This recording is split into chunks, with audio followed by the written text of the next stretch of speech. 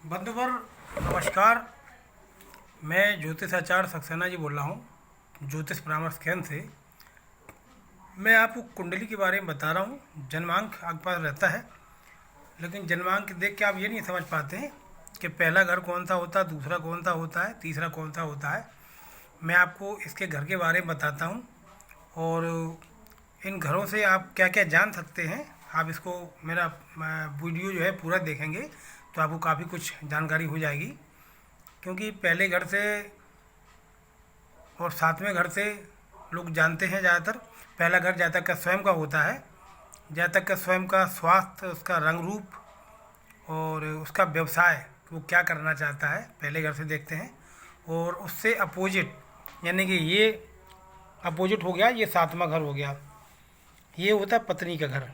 इससे पत्नी का रंग रूप, पत्नी कहाँ की है, पत्नी का स्वभाव कैसा है, पत्नी का परिवार कैसा है, सारा कुछ इस घर से पता चलता है।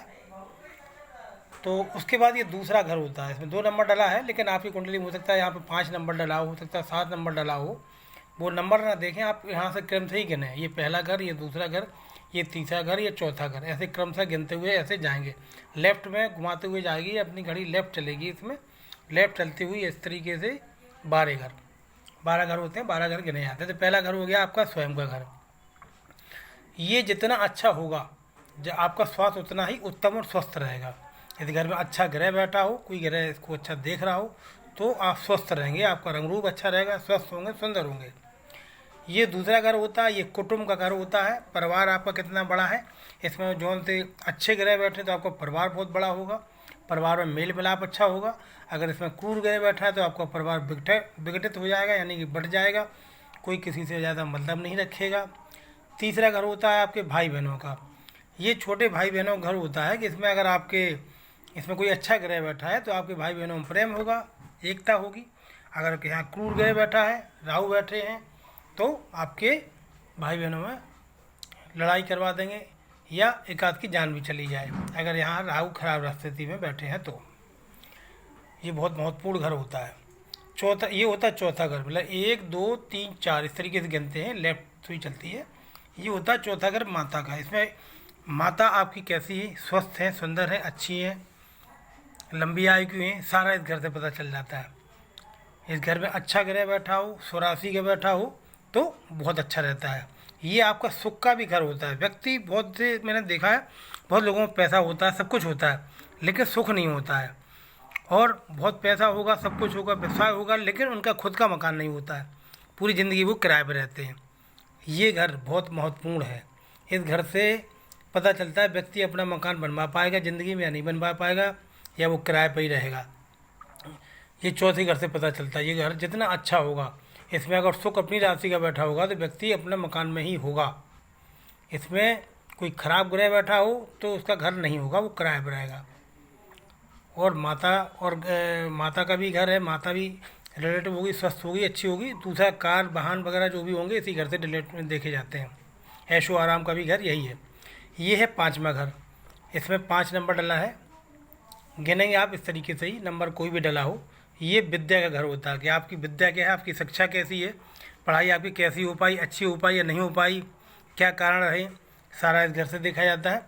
ये आपकी संतान का भी घर होता है। तीसरा आपका ये प्रेम विवाह का भी घर होता है। जिन जातकों का प्रेम विवाह से संबंधित विवाह होता है वो इस घर से देखा जाता है।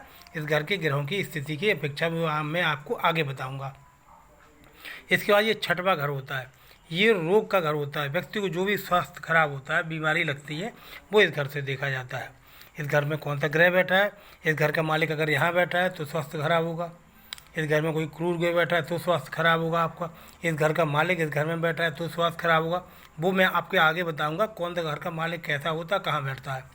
तो ये हो गया आपका 6वां घर।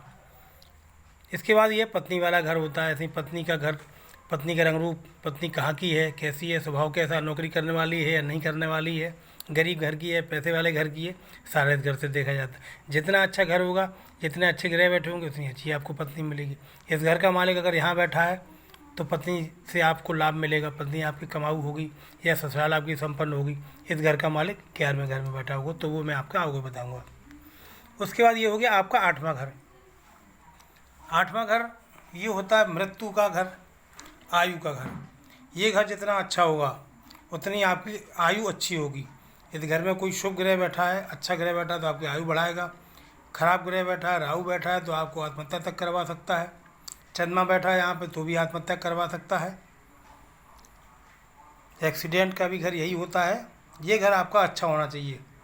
सुख जीवन की जो दिनचर्या होती वो भी इसी घर से देखी जाती है। आपके जीवन की दिनचर्या क्या है, कैसी इनकम है आपकी, किस तरीके की ज़िंदगी आप जी रहे हैं, अच्छी ज़िंदगी जी रहे हैं, ख़राब ज़िंदगी जी रहे हैं, सारी ज़िंदगी इस घर से देखी जाती है। इसके बाद होता है नौवां घर। ये होता है त्रिकोण। इसको त्रिकोण बोलते हैं, इसको त्रिकोण बोलते हैं, इसको बोलते हैं और इसको बोलते हैं। त्रिकोण का फल हम आपको आगे बताएंगे। तो ये नौवां घर जो होता है ये भाग का कभी घर होता है, यानी आपका जीवन को जो भाग्य आप पैदा हुए, आपका भाग जो लिखा गया है, भाग किस तरीके से लिखा गया, आपका जीवन कैसा चलेगा, तो ये भी बहुत महत्वपूर्ण घर होता है।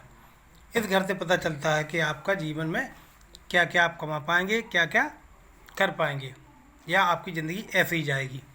ये घर जितना अच्छा होगा उतनी आप भाग्यशाली होंगे। इस घर का मालिक इसी घर में बैठा है तो आप परम भाग्यशाली हैं। इस घर का मालिक अगर यहाँ बैठ जाता है तो आप दुर्भाग्यशाली हैं। इस घर का मालिक यहाँ बैठ जाता है तो भी दुर्भाग्यशाली है। इस घर में कोई शुभ घर देख रहा है तो आप अच्छे हैं, आपका स्वास्थ्य अच्छा रहेगा। यहाँ अगर गुरु बैठा है तो 7, 8, 9 यहाँ देखिएगा तो भी भाग आपका अच्छा रहेगा। इसके बाद ये 10वां घर है।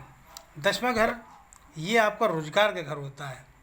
आपका बड़ा व्यापार, आप कौन सा व्यापार डालना चाहते हैं, या आप कौन सी अच्छी नौकरी करना चाहते हैं, आप सरकारी नौकरी करेंगे या अच्छे ऊंचे पद पे प्राइवेट कंपनी में ही जाएंगे, कहीं भी जाएंगे, जो भी आपका कर्म होता है वो सारा कर्म का डिपार्टमेंट यहाँ से देखा जाता है। ये इसको कर्म क्षेत्र बोलते हैं। और नौकरी, और उसके बाद ये पिता का भी घर होता है। इससे पिता की स्थिति पता चलती, आपके पिता की आयु कितनी है, आपके पिता स्वस्थ हैं या अस्वस्थ हैं, पिता अच्छी नौकरी पे हैं या पिता गरीबी स्थिति में गुजरे हैं, जैसे तैसे आपको उन्होंने पाला है, वो सारी स्थिति इस घर से देखी जाती है। ये घर पिता का घर और कर्म क्षेत्र माना जाता है। आप जो भी कर्म करेंगे इसी घर के द्वारा करेंगे। आप इस घर में जितने अच्छे ग्रह होंगे आप उसी हिसाब से धर्म पे चलेंगे या अधर्म पे चलेंगे। इसके बाद ये 11वां घर होता है। इसको आमदनी घर होता है और लाभ घर। आप जो भी इनकम करते हैं, जो आप पे पैसा आता है किसी भी द्वारा है, इस घर से देखा जाता है। इस घर में शुभ ग्रह अगर बैठे हैं तो आप ईमानदारी से पैसा कमाएंगे, अशुभ घर बैठेंगे तो बेईमानी से पैसा कमाएंगे। कितना कमाएंगे इस ग्रह के हिसाब से, इस घर में जो भी ग्रह बैठे होते हैं उसके हिसाब से आपकी आमदनी निर्धारित होती है। इस घर का मालिक यहाँ बैठा हो या इस घर का मालिक यहाँ बैठा हो तो आप मेहनत से अच्छा पैसा कमाएंगे।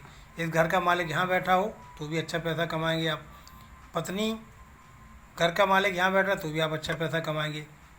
वो मैं आपको ग्रहों के बारे में बताऊंगा तब आपको पता चलेगा। इसके बाद ये होता है 12वां घर। ये होता है व्यय स्थान बोलते हैं इसको। आप जो भी कमाते हैं, जो आप खर्च करते हैं, खर्च आप जो भी करेंगे या दान पुण्य करेंगे वो सारा इस घर से देखा जाता है। इस घर में अगर शुभ ग्रह बैठे तो आपको पैसा बचाएंगे, अगर यहाँ अशुभ ग्रह बैठे तो आपको पैसा नहीं बचाएंगे। आप जो भी कमाएंगे वो सारा खर्च होता चला जाएगा। तो इसमें अगर अशुभ ग्रह बैठे हैं तो आप पैसा बचा नहीं सकते। इस घर का मालिक यहाँ चला जाए या इस घर का मालिक यहाँ चला जाए तो आप कर्ज में चले जाएंगे। कर्ज का भी घर यही होता है। जो अननेसरी खर्च होता है वो आपका सारा डिपार्टमेंट यहाँ से निर्धारित किया जाता है। ये धन घर होता है, आप धन बचाते हैं। ये घर होता है आपका धन खर्च करने का।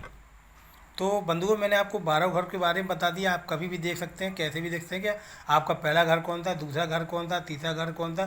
क्रम था ऐसे हुए गिनते हुए आप चले जाएंगे इस तरीके से। तो गिनने का तरीका मैंने आपको बता दिया कि मीटर कैसे चलता है। मीटर आपका यूँ चलेगा, ऐसे ऐसे ऐसे ऐसे ऐसे ऐसे और ये इस तरीके से मीटर चलता है आपका। हमेशा कुंडली आप इस तरीके से देखेंगे।